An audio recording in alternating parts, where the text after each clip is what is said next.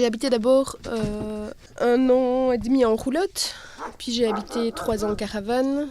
Quand j'ai commencé à habiter en caravane, je devais avoir 22, 23 ans. Pour moi, c'était plus facile, j'avais plus de liberté d'habiter en caravane. Si j'en avais marre, je voulais déménager, je pouvais déménager. Puis on est revenu à la yourte, parce qu'après avoir vécu moi en caravane, je ne me voyais pas avec des enfants dans une caravane ou une roulotte où c'est fort étroit. Il y a très peu de hauteur et donc on a vite une impression d'étouffer.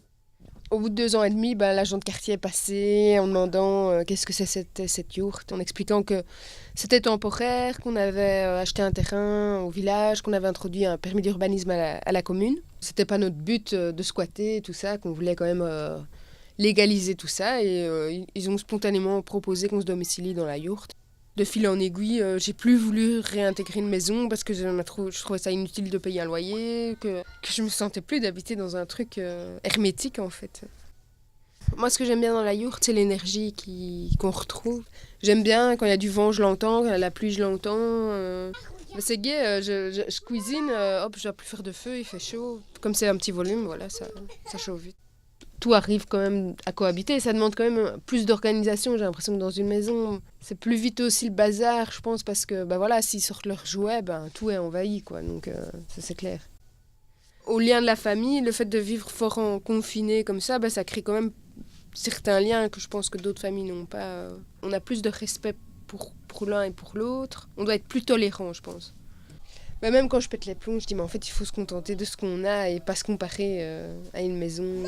Enfin nous on est très bien dans notre yourte et beaucoup de gens qui viennent, qui dorment ici et tout, ils disent ah c'est un petit cocon. Il y a beaucoup de gens qui ne sont jamais venus dans une yourte, qui nous voient de l'extérieur, qui disent ah, ça va, vous n'avez pas trop froid dans votre tente. Je dis mais il y a quand même de l'isolation, enfin je suis sûre que c'est mieux isolé que certaines maisons. Et puis quand ils viennent à l'intérieur, surtout quand on avait tout dans la yourte, ils voyaient ma machine à laver, la table à langer pour les enfants, et tout, ils étaient tout étonnés de « Ah oui, c'est bien, oui, vous avez ça. » Je dis « Bah oui, on n'est pas... C'est pas la préhistoire non plus, quoi. » Donc, Mais dès qu'ils viennent à l'intérieur, toutes leurs idées préconçues tombent, et ils trouvent ça, pourquoi pas. En fait, même mon grand-père, une fois il est venu manger chez moi, il était hyper réticent. Puis une fois qu'il est venu, il m'a dit « Ah, c'est bien, je vois que chaque chose a sa place, mon bureau, les enfants ont leurs jouets. Ça les intrigue, je vois, l'habitat léger, des gens bien classiques et tout ça, mais on voit que ça mûrit quand même dans la tête des gens d'aller vers autre chose, ça les préoccupe, quoi.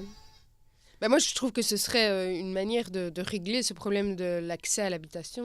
Et en plus, on n'arrête pas de parler la pollution, le réchauffement climatique, etc. Et que pour finir, je trouve qu'une des grosses sources de pollution, c'est la construction aussi. Souvent, on se dit, si c'était légal de pouvoir habiter en yourte, nous, on mettrait bien 3 accrochés l'une ou l'autre. Et voilà, pour 30 000 €, on a notre maison. Et on ne peut pas à cause de l'urbanisme, quoi.